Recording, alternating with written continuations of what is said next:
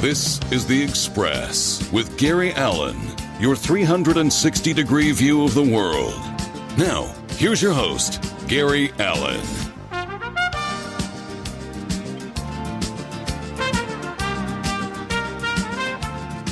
And good evening, everybody, and welcome to this episode of The Express. Gary Allen with you here on TMV Cafe. And what a pleasure it is. I got two great guests. Yes, two guests for a change on the program because they've written an incredible book. But before we get to that, I just want to send my condolences out to EW and his family, his wife's family, over the tragedy that happened over the weekend, and also to not to belittle it or put it in the same category, but to the people up in Mississippi and Alabama area that are going to get hit by this Category 1 hurricane. I've been through enough hurricanes, so I know, but to EW especially. EW and I have been together for 7 years, EW, and what happened should never happen to anybody. I'm not going to get into it particular, but if you're a Facebook friend of EW's, you know what I'm talking about. I hope everybody's had a wonderful week since last time. Since last week, it's been an incredible week for me, not for my sports teams, but it's been an incredible week otherwise.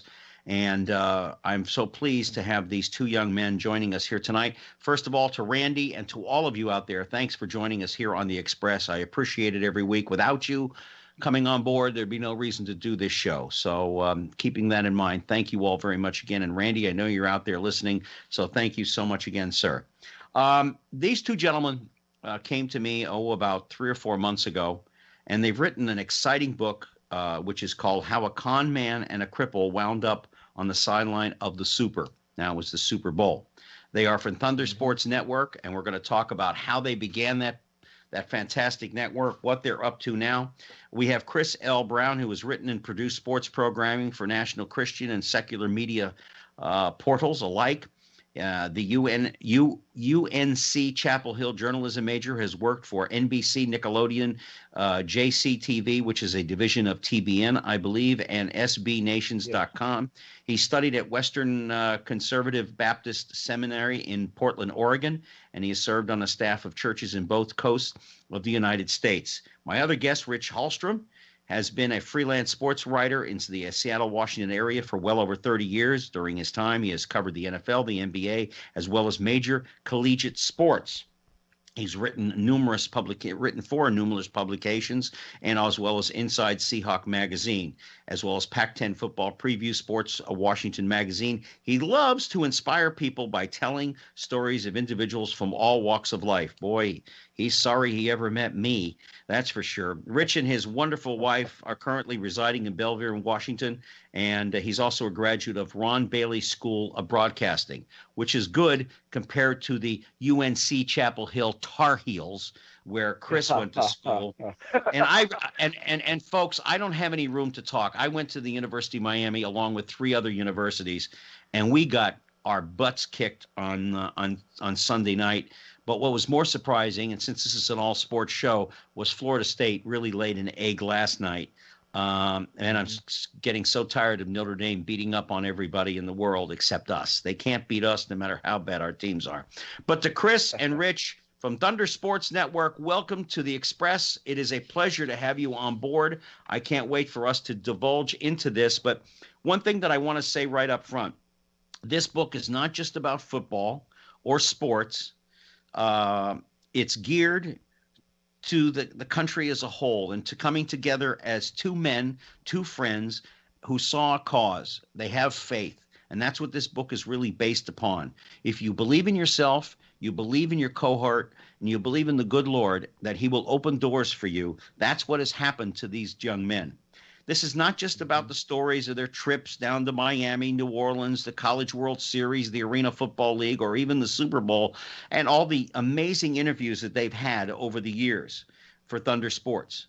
This is about faith, friendship, love of a sport, and love for each other, and a commonality of wanting to spread the gospel out for everybody. Now, it's all about sports, but it's in the confines of what God has done for everyone. And let's face it, if you're a person of faith, you truly believe, as I do, that there isn't a door that doesn't open that God hasn't had his hand involved. So with that said, for Chris and for Rich, welcome to the program.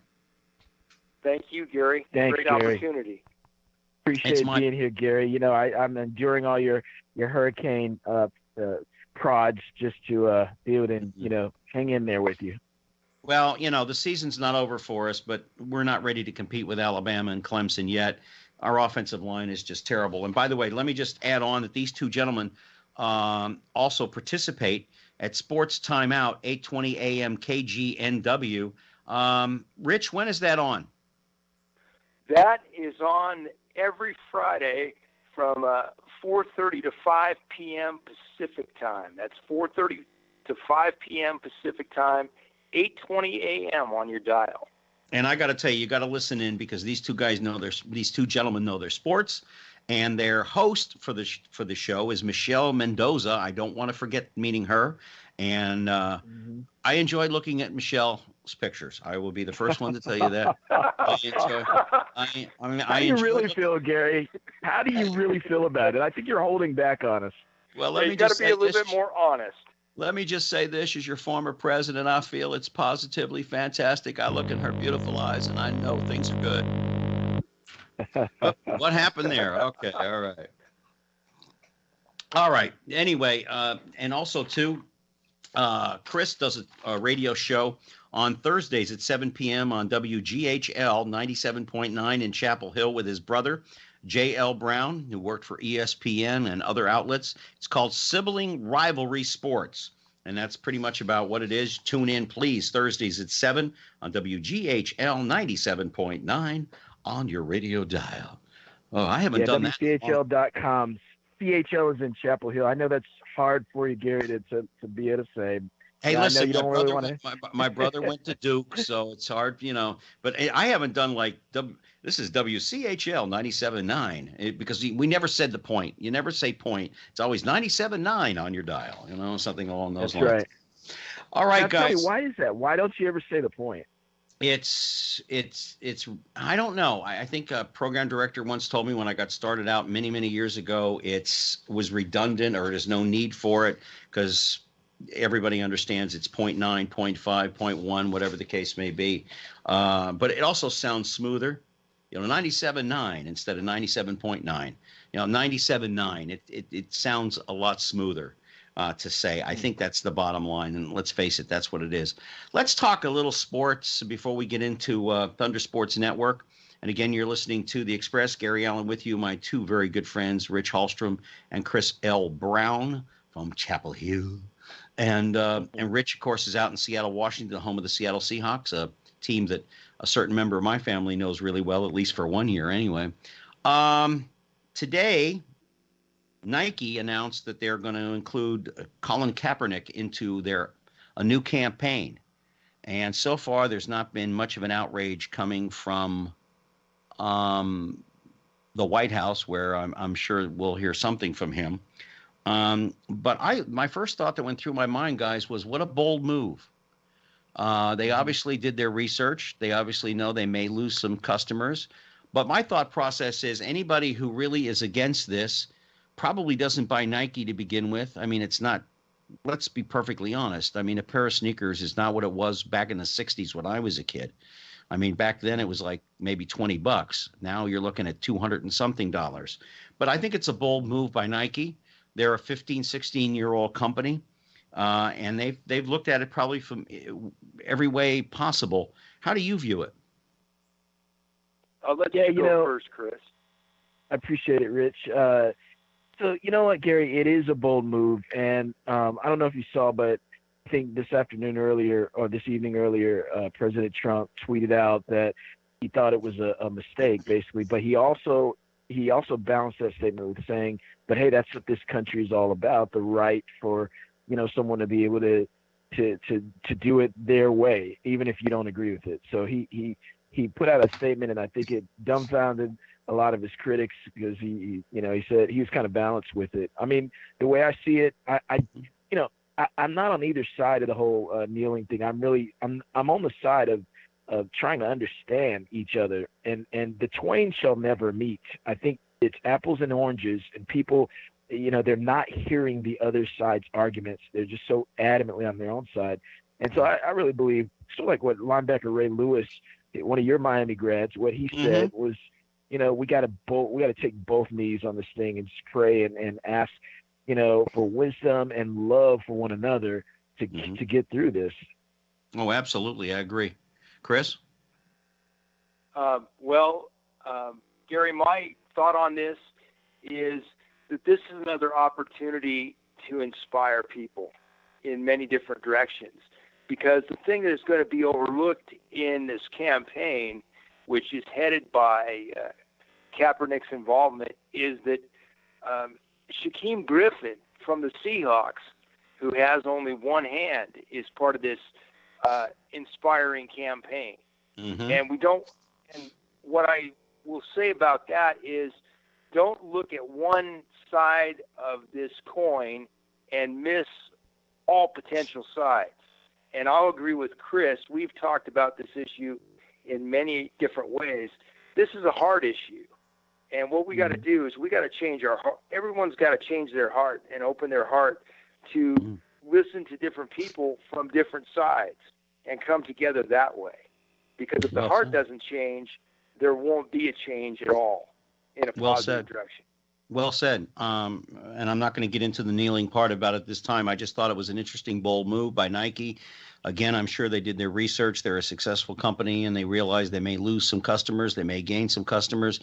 But this is apparently not a discussion that's going to go away anytime soon about whether you're kneeling for or against this, that, or the other. And this isn't the right platform tonight to talk about that. But I wanted to bring it up anyway. Another football thing that I'd like to bring up is Ohio State University. Now, they won big this past weekend. They had their substitute coach for a while, and don't think for 1 minute, ladies and gentlemen, that Urban Meyer wasn't on some social media device actually guiding the Buckeyes on Saturday. But remote control. I knew about him when he was at Florida. And to be honest with you, the people at Florida, and I'm not a Gator fan by any stretch, not if you went to the University of Miami, we're not. He was always a little squirrely. I personally think he should be out of a job along with the assistant athletic director, Gene Smith, for some of the things that's been going on at Ohio State, for some of the the wrestling thing with the wrestling coach. I don't know if that's gone away or whether it's in the middle of an investigation, because I haven't heard anything about it recently. But I'm sorry. I just think that the situation is that this woman was getting the crap beat out of her on a consistent basis, and he covered up for it because the only thing that Urban Meyer cares about is Urban Meyer. Let's be perfectly honest. These head coaches, they want to recruit the right players to keep on winning so they can keep the fat paychecks coming in. Let's be honest. I mean, you and I are fans, and we love reporting the game. We love watching the game. I grew up around the game. But the bottom line is these head coaches, most of them, don't really care about the players. A few do. I'm sure that Nick Saban knows at least 5 members of that football team for a personal basis, but most of them do not. I just think Urban Meyer should be out of a job, suspended for at least a couple of years until he grows up. I mean, what was it, a couple of weeks before or a couple of days before this all hit the fan? He was asking some student aide, how do you delete off of one of his social media things, messages? Come on, this is not the way you conduct yourself in school. Parents send their children off to school to be respected and educated. And if you're playing sports, this coach with his wife, apparently he was doing it in Florida. He was doing it in other places. The man should be in jail. So your thoughts on that, and we'll move on to another subject. Rich, you first, brother. Well, I will say this. There has to be a zero tolerance policy in any line of work, in any line of society toward domestic violence. Women are not a punching bag for men, and never have been, and never will be, because God's word, first of all, tells us that we're all created in the image of God. So to attempt to destroy anything made in the image of God it's totally wrong, and there's no way that you can justify it. So this is once again another hard issue where we just have to get to the bottom of things, and the truth needs to be told, and there needs to be a zero tolerance policy on all of this. And just as a general rule, I'm going to say anybody that knew anything about any domestic violence in any situation should be fired and should no longer be able in a position of power to affect the lives of anyone at all.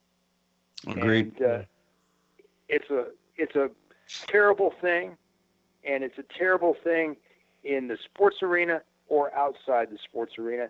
And until we look at it that way and look at it as totally unacceptable, it will not change.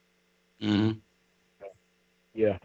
Yeah, Gary, North Carolina, we've got our own little mini scandal this fall, in that a dozen or so of our football players were selling. They were attempting to sell, and some of them sold their custom Jordan brand cleats. Probably so they could just have some spending change, and who can blame them really? But the school self-disciplined these guys, and a number of the guys, like the quarterback Chaz Surratt, he's out 4 games, and that's a tough one. For instance, I believe that if he was there this past Saturday, we would have beaten Cal. There were 3 interceptions thrown first half. One was a pick 6, by the young quarterback who started, Nathan Elliott. So I think Chaz Surratt would have made a difference, and that's a blow to the school. Now, the game, what is it? 3 games? Is it 3 or 4 games that Myers sitting out for? Yeah. Okay, Supposedly so he's sitting out, games. but he's on social media coaching the team. Yeah. Well, that's that's their self-discipline or whatever. And the NCAA, this is a kind of a personnel issue, and so the NCAA doesn't really deal with this. So they're kind of sliding under the door on this one.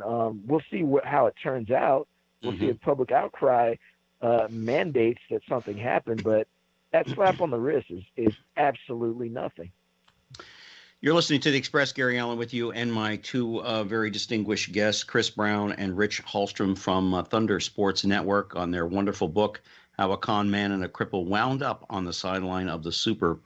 I will tell you, though, they came down on the University of Miami for selling T-shirts and signing things over the years. They've come down on us. It's interesting how the NCAA picks and chooses where they're going to come down on whom, for what, and when, and where. The basketball scandal that has come and gone, I thought was a lot of hoo-ah. It's been going on for years. But let's be honest, in all sports, in all collegiate athletics, people are tempted to go to one school or another by the alumni and by a lot of other people enticing them to come to those schools. It's just a fact of life. Let's move on to the NFL, which begins their season this week coming up. We've got a few players that are holding out, but how do you guys feel about the helmet rule? And they've amended it, kind of. They had an enormous amount of penalties during the preseason, something like 75 to 80 penalties for the helmet rule. They've amended it a little bit, but it still comes down to, if you lower your shoulder, which is hard to lower your shoulder for those of you that have never played football, you lower your shoulder, your head naturally kind of dips down a little bit. But if you hit with the crown of the helmet, that middle part at the top, you can get penalized or thrown out of the game, as one player did. And I think a player for, was it Florida State or another school? I watched so many games over the weekend, I can't remember. I know one guy from the was thrown out right away within the first 3 plays. How do you guys feel about the helmet rule? And give me your picks for the Super Bowl. Well, I'm glad you asked that, because that's a really interesting topic. Now, I've been watching these referee videos that the NFL puts out, for the media or what have you. And actually what they're doing is, these videos are for the players. They're to coach the players on the new rules. So the teams are to show these videos in the meetings and everything. And I have to say, Gary, surprisingly, I think it's crystal clear what they're asking for. In fact, in watching the preseason games, and I'm a Ravens fan, and watching these games, I thought they were pretty consistent with the calls. Now, the question is, to me, it's not the rule. The question is whether or not the players can adjust to the rule. The rule is clear, I think. It's the adjustment that players are talking about having a hard time with. And one thing that is not in line. It's not aligned right now, Gary. It's that college football. So you talked about those guys getting kicked out of the games, or getting penalized because they had the targeting rule and the no spearing rule and that type of thing. But they don't have a heads up rule. So in other words, college football, you can run a fullback dive at the goal line. He can dive over the line with his head down. That's legal. But what's not legal is targeting and intentionally trying to hit somebody. But you can hit somebody kind of in the course of play, in a natural football play. In the NFL, that's illegal. You cannot dive over the goal line with your head down. You can't go at somebody with the crown first. It has to be heads up. So they're changing the culture of the game, Gary, which I actually like. I think that is the right way to go. They're taking so many hits about CTC and brain injuries and everything. I think the way to go is to change the culture so that you have to see the man that you're hitting. But they're just getting a lot of resistance because it's not the natural way guys have played. No, it's not the way they were taught. And, super. Okay. Rich? I agree with Chris that it's a cultural change, and I also believe that it's ultimately going to be for the betterment of the game because we're going to focus on other things rather than just how much can you hit the other player, the opposing player, with your helmet. It's going to bring a lot more skill into the game. I believe, and it'll just be an adjustment period, just like other rule changes in the game. There is always an adjustment period, and we know that if we want to see the type of game that we all love, we've got to keep the health and prosperity of the top players in mind, because the top players can't make great plays on the sidelines. That's true. All right, who do you guys like in the Super Bowl? Chris? Well, Mr. Predictable here. I love what I've seen coming out of Baltimore. I think the defense is ready to be stellar. The defense is stacked and loaded, especially the front seven, and patrolling the back. We got some very hungry corners. We're ready, ready to go. We got Eric Weddle, who's kind of the spiritual leader of that group, and back there is very savvy safety. So I love the defense, and I like what Flacco has shown this preseason, being the top-rated passer coming out. I know people are like, well, that's nothing, but I got to say, that guy has been motivated since day one of camp because of the drafting of Lamar Jackson. He has shown that, hey, I'm not going anywhere anytime soon. He doesn't want to relinquish it, and he now has the offensive line. They've made it through the preseason in a very healthy way. They're raring to go. And remember, the Ravens were one drive away from making the playoffs last year. It's a whiff. Everybody's always on Flacco's case. Flacco did what he had to do against the Bengals to win the game. They were leading when they gave the ball back to the Bengals, and the Bengals drove down in a 4th and 12, scored a ridiculous touchdown to end the season. So I think that the Ravens are hungry. I think they have a great mix of talent.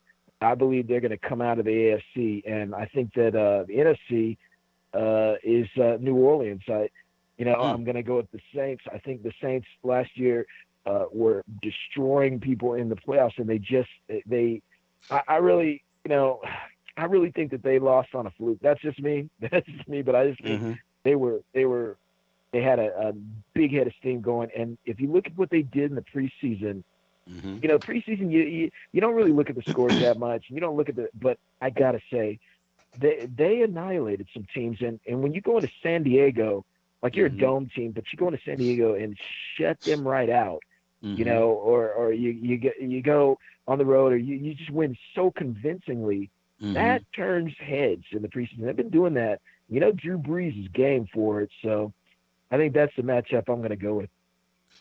Okay, Rich? Well, Gary, Chris must be reading my mind because I've been thinking about this all day.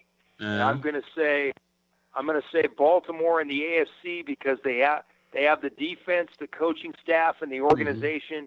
And Ozzie Newsome wants one more ring and one more go round at a championship. Good point. So I will go there with Baltimore, and I'm also going to pick New Orleans in the NFC to upset the Eagles and Doug Peterson, and say that they've got a quarterback and they've got a Super Bowl winning coach, in New Orleans, and they've built up and improved their organization in the front office, I believe, in the last several years, and had a great draft last year. And we're just going to see that experience grow with that young team. Mm. I mean, the Eagles won't be anywhere near it. They're not gonna come close. I know that my guys are going to try to at least get to 500 for a change now that Andrew Luck is back, but I like Pittsburgh, and I don't really know who I like in the NFC at all. Maybe New Orleans, but I like Pittsburgh. It's either going to be Pittsburgh or it's going to be New England. Gary, how's Pittsburgh going to get there without Le'Veon Bell? He'll be back. Le'Veon Bell is nowhere close. He'll be He'll be back. He'll be in tomorrow or Thursday, guaranteed. At $800,000 a game that he loses, he's not going to stay out for too long. I mean, you give me one paycheck of $800,000 and I'll lay in traction for 6 months for it. That's for sure. All right, let's move on. Let's move on to this wonderful book that you wrote. We're talking to here on the Express is Gary Allen with you on this beautiful Tuesday evening. We're talking to Chris L. Brown and Rich Hallstrom. They are part of Thunder Sports Network. They are the innovators. They're the gentlemen that put this all together. They have a wonderful book out called How a Con Man and a Cripple Wound Up on the Sideline of a Super. And it was a Super Bowl. Let me just say, folks, as I said at the beginning of the program, this book is not just about sports. It's about the journey that they have taken with their faith, with their belief within themselves, the love they have for each other, the love they have for sports, and how some of the most incredible things that could have gone negative became positive for them. And this book is just full of wonderful things, just wonderful anecdotes. But before I begin this, I just want to say to Rich, and we talked about this on the phone, and we'll mention it a little bit later on as well. I can't believe somebody in a rehabilitation facility, because Rich, for those of you that don't know, he's in a wheelchair and he has a disability. He's not crippled, but he has a disability, and I would not call him a cripple by any stretch of the imagination. That somebody actually told you that sports might be too much for you. I find that absolutely astounding when they don't even know who you are. They don't know what's in your heart for somebody to come across. If words can hurt, that might take somebody else in a completely different direction and not have a positive life. So whoever that was that said that to you, I hope you do a Jimmy Kimmel to him one day when you're standing up and getting an award and say, well, here I am, I'm getting an award. And what are you doing? You're back somewhere doing nothing. So, and believe me, I went to high school with a kid. I'm just going to tell this real quick. I've never said this on the air. I went to high school with a young man who was picked on constantly. He was a big, fat kid. He had body odor that was really bad. His name was Stewart. I'm not going to give his last name. And all the way through high school, everybody picked on this kid. I didn't, and a lot of others didn't. But the so-called in-crowd, the jocks, picked on this kid left and right. All the girls made fun of him and everything else. Graduated from high school, didn't hear of him for like 20 years. He just retired. You know what he was, guys? What's that? He graduated from the Air Force Academy, and he went on to have an illustrious career in the United States Air Force. Wow. So we're indebted to him. So yes, compared to one of the girls in my high school class who was voted most likely to succeed and ended up being a big-time porn star in L.A., okay? Wow. You talk about a difference, okay? That's a tragedy. And the one kid that we really used to make fun of him all the time ended up laying drywall for people for his whole life. Never even got a company going. He just lays drywall, even at 60-some years old. Gentlemen, where did how it goes, Gary? Yeah, hey, God works in funny ways. Long before you guys put this book together, you talked about the lessons of decades that you had to learn and the circumstances in order to be where you are today. Talk about that a little bit. It's in your book. Go ahead, Chris, and then I'll follow up. Yeah, I mean, so, wow. I mean, just in the course of the book, the times that we were talking about, there were so many lessons that, we were going through. It's as you so well set up, Gary. The book is not a self-help book or a secret of our success book. It's nothing like that. A lot of cases it was despite us and despite our rabble rousing that these doors are miraculously open for us. And and we saw some incredible things and just kind of learned some lessons. For me, I think, one of the lessons was just in the chapter called the Arena Commish. We talked about being at the Arena Football League Championship in New Orleans, and ESPN. That was back when ESPN had the rights to the Arena Football League, and they had ushered us in. They allowed us to be on their turf and to be covering it from this perspective, and they gave us the arena people set us up in a suite in the stadium, to shoot our pregame out of, and they just really took care of us big time. And so we were trying to live up to people's expectations. Or I'll say I wanted to, really appear professional, really appear we had everything together.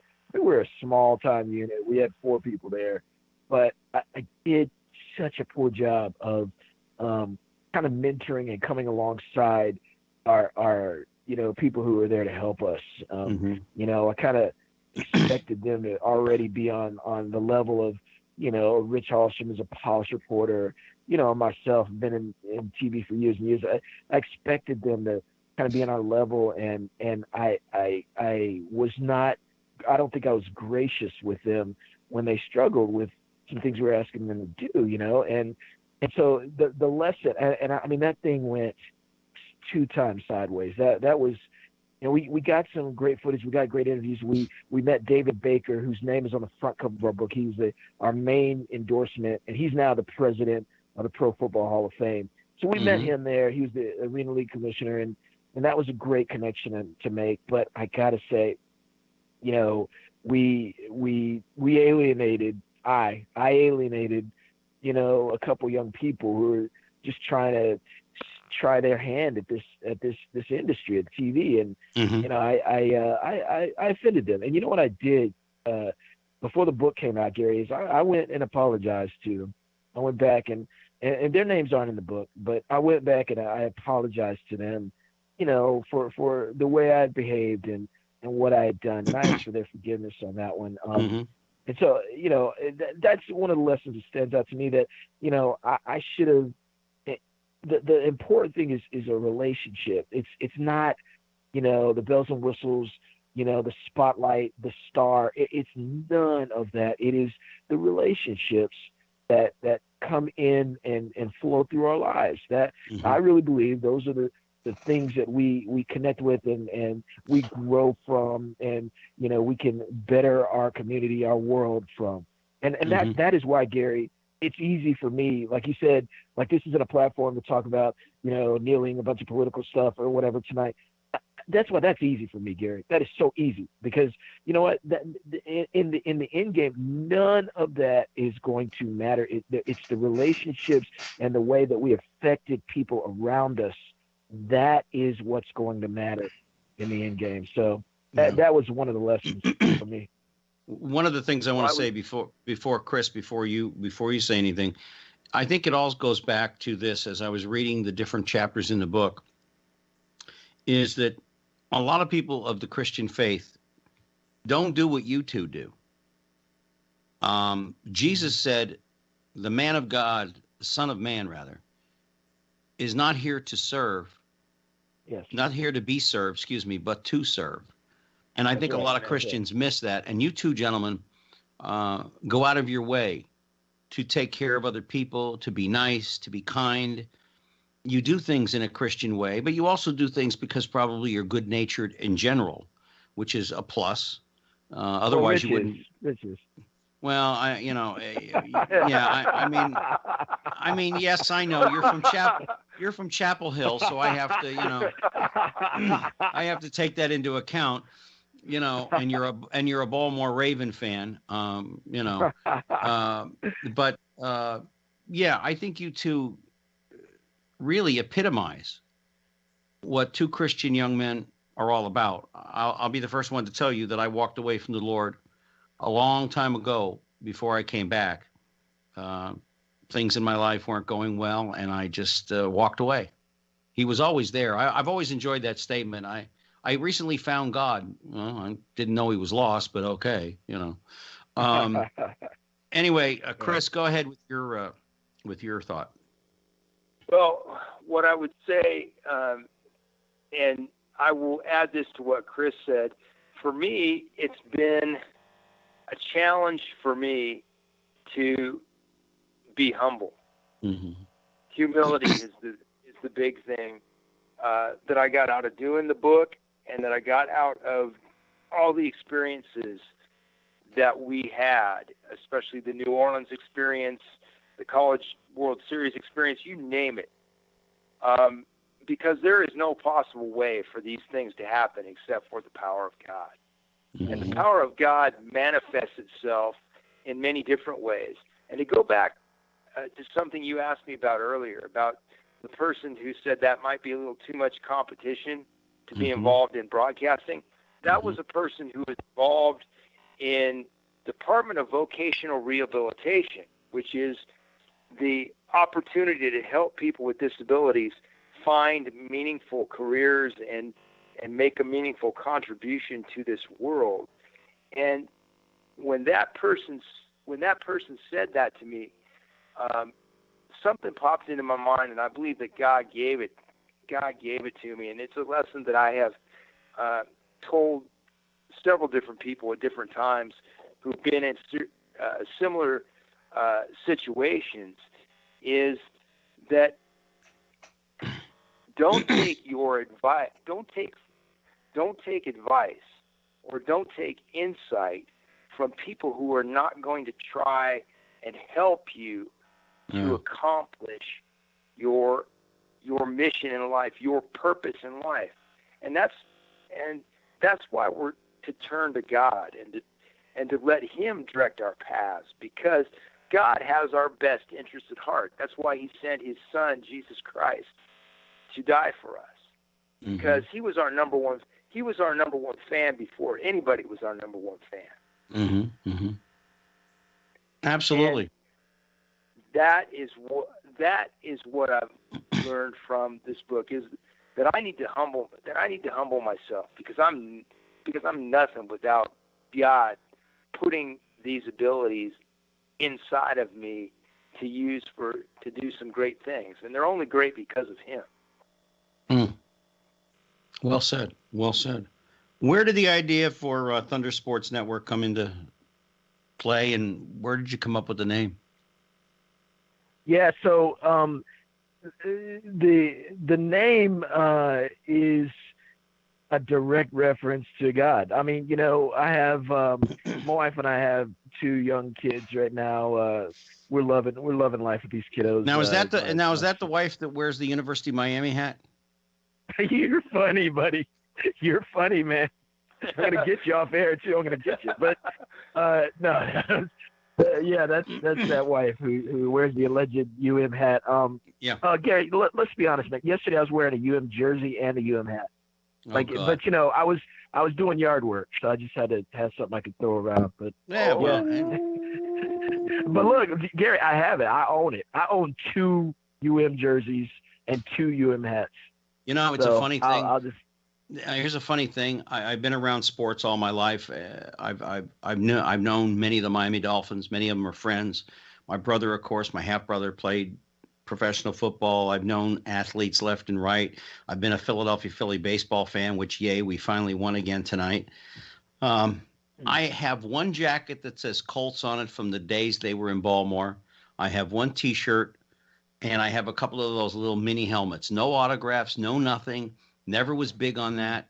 I do have more UM stuff than I do Colts stuff or anything else. I was never a big collector. My collection of artwork is all Native American stuff, but I'm not a big collector. But no, I had at one time a UNC Chapel Hill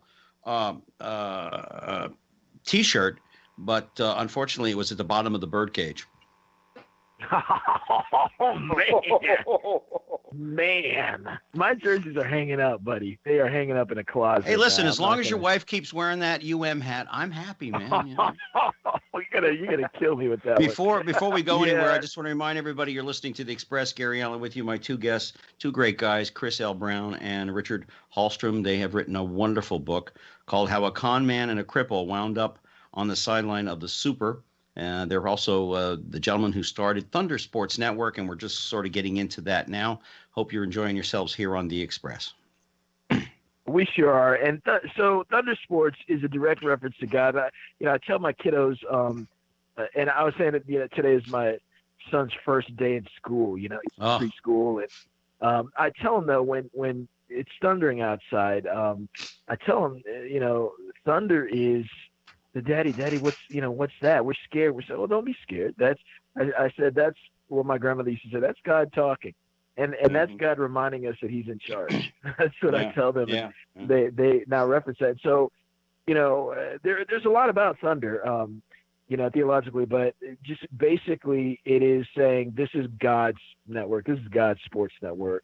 And it came about when, actually it was back when, I was living in Seattle, and the Seahawks were in the Mike Holmgren, Sean Alexander era. And, they were really building a lot of momentum and headed for the playoffs and everything. And Rich and I had collaborated on a couple projects. This is when Rich was doing a lot of freelance reporting, from the Seahawks press box and that type of thing. And so we collaborated on some things, having met, at our church out there, Antioch Bible Church. And we collaborated on projects, and it went so well, and the Seahawks were going places. And we said, well, hey, what if we try to cover the Super Bowl? Like, what if they make the Super Bowl? Would that be possible for us to cover that from a television perspective? And so we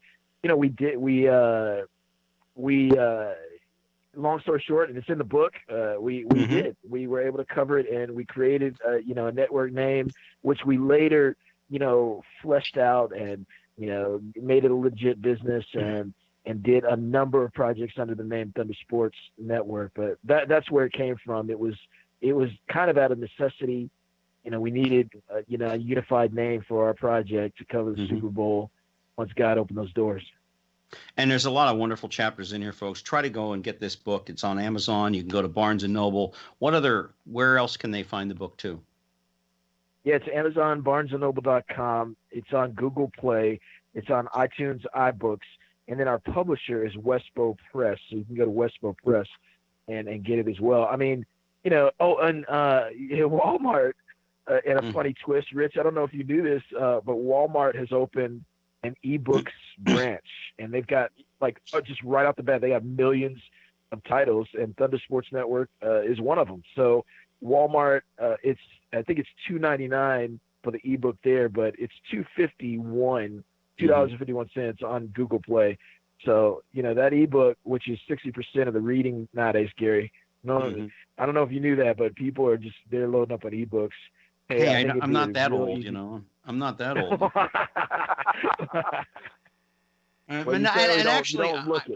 Well, thank you. I like to hold a book. I read your book online, but I like to hold a book. I like the smell of a new book. I like the touch and the feel of a new book. I'm reading a wonderful book now about the apostles, and I'm trying to catch up on my interesting reading. My playtime reading, and that's one of the things I love to read about. But I'm reading an excellent book. But I love to touch a book. I love the feel of a new book. I love it. It's just fantastic. Now, if I only had loved those things when I was in school, I'd probably be better off than where I am now. But I didn't, So, you have had some extraordinary interviews over the years. But the one I want to touch on right now, and then we'll get to some of the others later, is an interview that you had at the Super Bowl, and you ended up in the back of the room.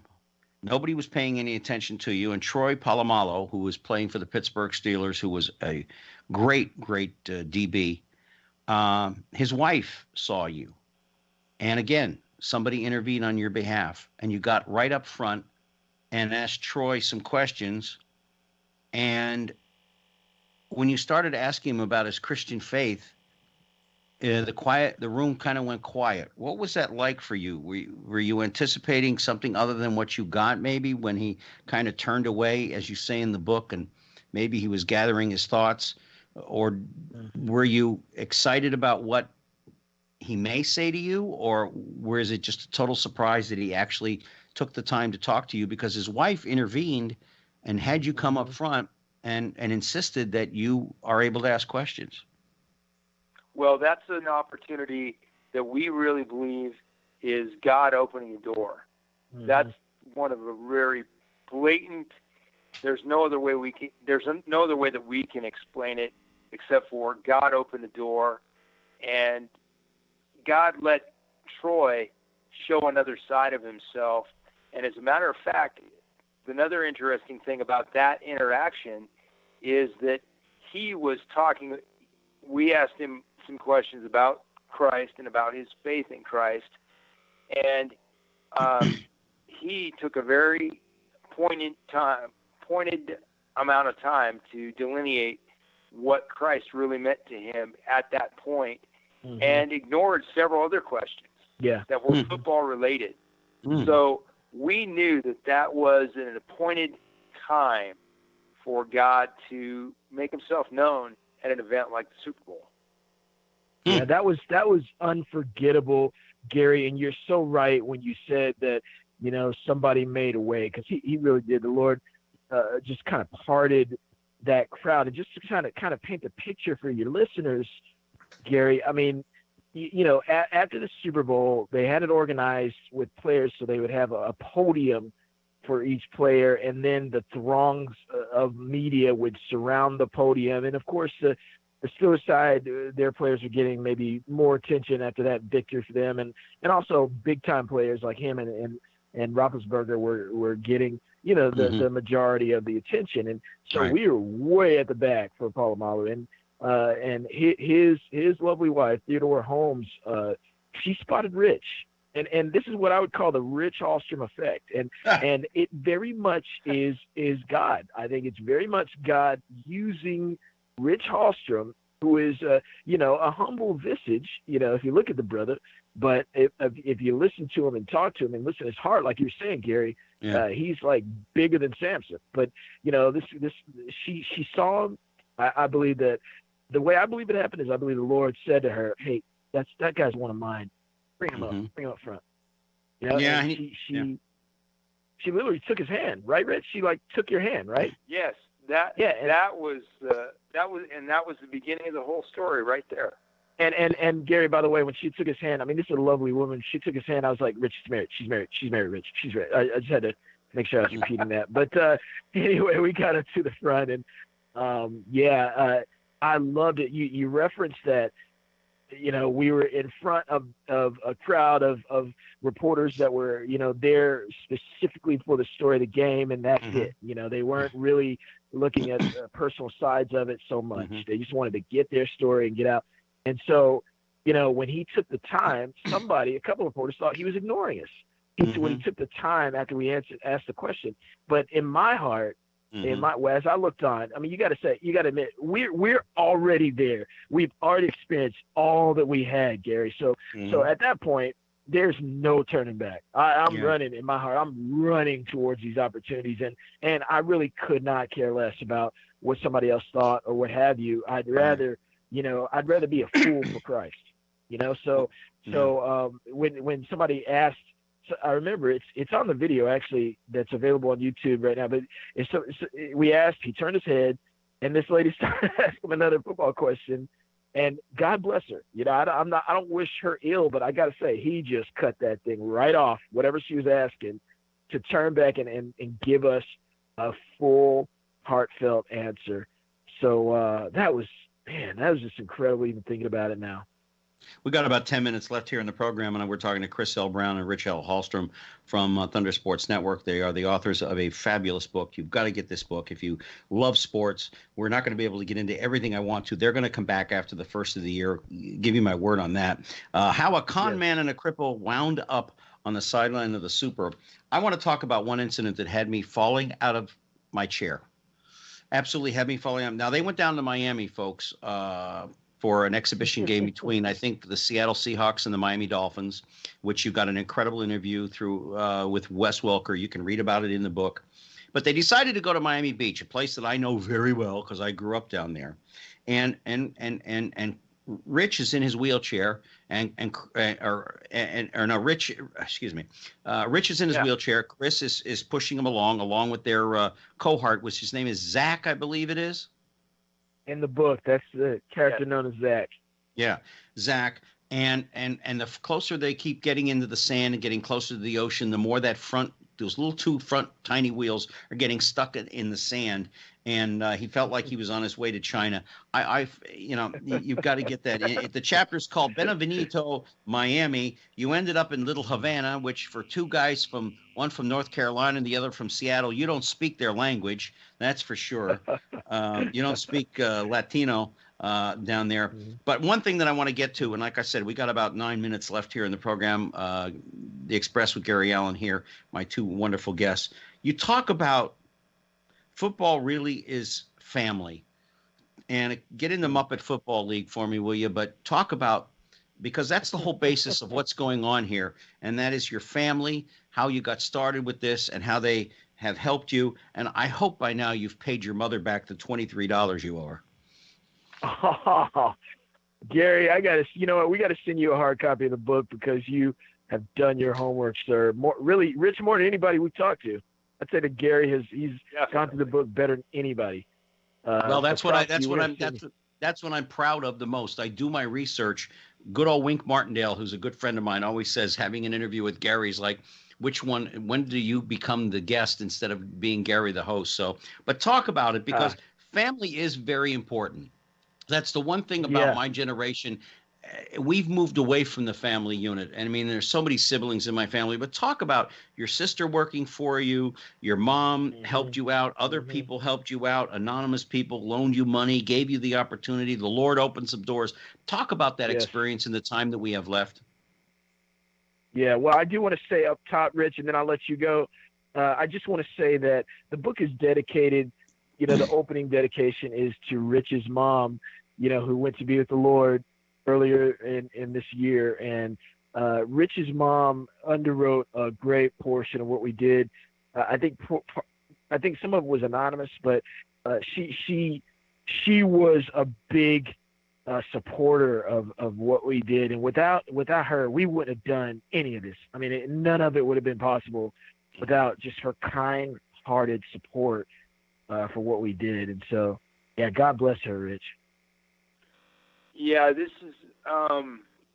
book was, what I'll say about that.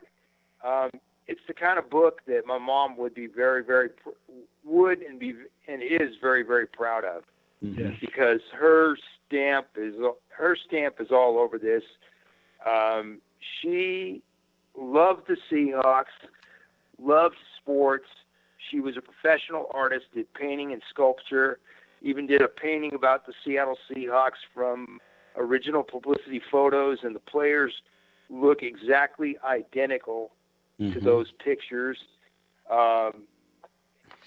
It's just meant a lot to all of us on many different levels. And that's what Thunder Sports is about, bringing people together around God, because God is the ultimate family. Yes. That we can belong to. Yeah. You know what, Rich? If I could jump in just for a second. Go ahead, Gary. One thing is, my kids, they've never seen Rich in person, but they've seen pictures of him from articles and TV stuff that we've done, and they refer to him as Uncle Rich. And what I love to be able to relate to them is, hey, even though he looks different than Daddy, because he's very pale and Daddy is dark. And then he's got a chrome dome, and Daddy still has hair. But we basically, I said that he is like Daddy's brother because he loves Jesus. And anyone that loves Jesus, we are in the same family. So hugely important. Well, also too, Rich is a Seahawk fan, and you're stuck with the Tar Heels. Oh no, I don't feel like I'm stuck with the Tar Heels, because I grew up as a kid watching Carolina play UCLA, and Carolina play a lot of different teams in basketball. Dean Smith was one of my favorite coaches. Oh my gosh, love that guy. Look, we've got about 2.5 minutes left. Ladies and gentlemen, you've got to get this book. There are so many chapters in here. The Arena Football League, Sideline at the Super Bowl, how they got there. And they're going to talk about the next time after the first of the year they got here, working with your brother, talking about the birth of the Thunder, the College World Series, the Arena Football League. But you got to conclude this up within about 2 minutes. The Muppet Football League. I thought that was hilarious. Being someone who loves the Muppets, and I knew Jim Henson. You've got to talk to me about the Muppet Football League. Oh yeah. So okay, quickly, the Muppet Football League, and right now the sibling rivalry sports show that we do is a direct derivative of those days doing the Muppet Football League. So Muppet, they had the little Fisher Price Muppet figures that were about maybe 2 inches tall, and they didn't have arms or anything. You stuck them in cars and they would roll around and do it. So we had a bunch of those. And what we did was we made 2-man teams. My brother C.L. Brown and myself, we made 2-man teams, and we came up with a system of playing football against each other. But it wasn't only, that we had all the teams that we could name and that type of thing, but we would give each other NFL updates, sort of like what the Gumballs used to do on TV. So what we do is if there was a big play, and like we're rolling dice and making the guys run around, and we're doing 2 games at once. So when there's a big play, we would notify the other one, and the other would come over and then start singing the music to NFL Live. Da, da, da, da, da, da, da, da, da, da. And the other brother would start announcing what happened. This is Brian Gumbel in New York, and Ernie has just run a 70-yard touchdown by bowling over Big Bird. So, my brother will absolutely murder me for telling that story, but you asked it, and that's what the Muppet Football League was.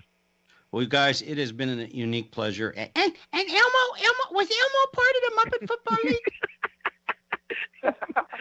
No, because he wasn't born. Elmo wasn't around back then. Yeah, Elmo liked that very much. Yeah. All right, but listen. Grover was a part of the league. Yeah, Grover. Yeah, but you must understand about Grover. There's also Super Grover. Knowing those guys when I lived in L.A. was something else. We've been talking to 2 delightful young men, Chris Brown, Rich L. Hallstrom from Thunder Sports Network. They have this wonderful book. Go and get it. You will love it. You will laugh. You will cry. You will be so entertained by this. These are 2 wonderful young men, 2 friends of mine. How a con man and a cripple wound up on the sidelines of the Super Bowl. And I want to say Super Bowl, but it's Super. Get it on Amazon, Barnes & Noble, go to Walmart, go enjoy, read this book. It's fabulous. They're going to come back. I'm going to make sure of that in the next week or so when I start booking for next year. They're going to come back and they're going to join me here, and we're going to talk more about the book and about sports and stuff in general. These are 2 wonderful men who not only believed in themselves but had the faith towards each other and knew that God would open doors if this is indeed the direction they were supposed to go in. If there wasn't, God would have never opened one single door for them. And that's a message that goes through this whole book, is that if you believe in yourself and you trust in the Lord, if it's what the Lord wants for you and you're on the right path, you're sailing in the right direction, he will open doors that you wouldn't believe. And so just take that to heart from someone who, as you know, on this program, when you listen to me, I'm a person of faith, and I believe in it very, very much. Gentlemen, thank you so very much, and I will give you a call back right after the show is over. Okay, Gary. Thank you. This has been awesome. Well, thank you very much, and we'll talk in just a little bit. And I just want to say to everybody out there, thank you so much for joining us here on The Express. It has been a difficult week for many people out there, and for those that are going to hit with this hurricane, we sympathize with you very, very much. For those of you that are looking forward to the NFL week coming up, we know it's going to be fantastic for a lot of you. Some of us, we're going to struggle as we move forward, but just always keep in mind that, as I say at the end of every program, please do me a favor between now and next week. Take care of yourselves and each other. Good night. You've been listening to The Express with Gary Allen. Join us here every Tuesday night at 10 for more captivating talk with Gary Allen. See you next time on The Express.